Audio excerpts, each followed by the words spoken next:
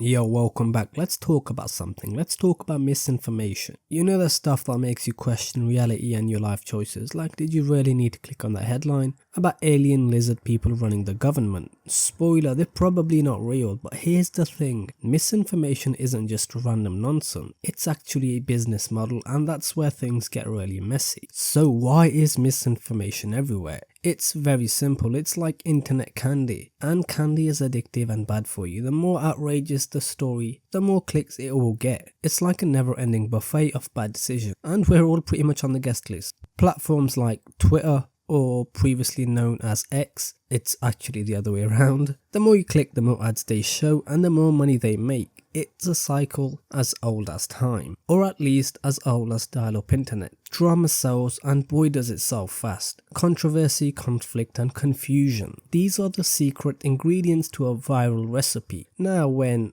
Elon Musk bought Twitter, it wasn't really doing well and he was losing money very quickly. He was quick to realize the more drama he can create, the more money he will make and the more successful the platform will be. So what did he do? The first thing he did was completely unban very controversial figures on the platform, like Andrew Tate, like Alex Jones, like Katie Hopkins. She still banned them. But a lot of these figures were completely unbanned from the platform, which meant they could bring in millions of views and the platform can make money. And let's not forget about the legacy media. They're like the one friend who always has to one-up your story. Oh, you went to the zoo? Well, I just uncovered a secret society of penguins. The more outrageous the headline, the more likely you are to click. And guess what? You're not alone.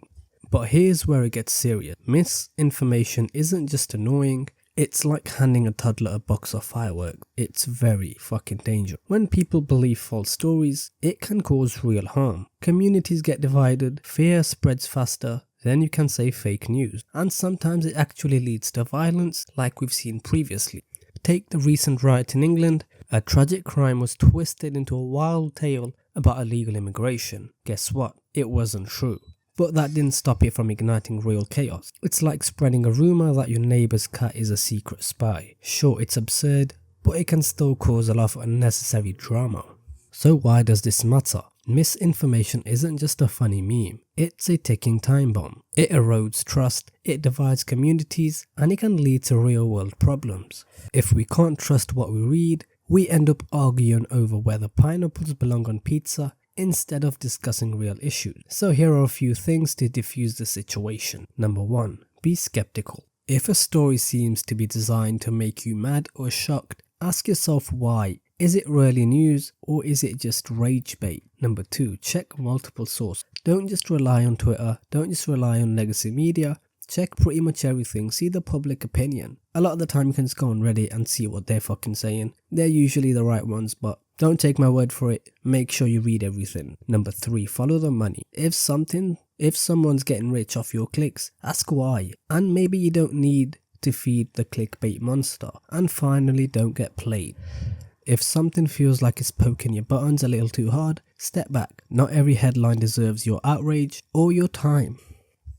And lastly, remember, misinformation is like a bad magician's trick. It's all smoke and mirrors designed to distract you from the real show.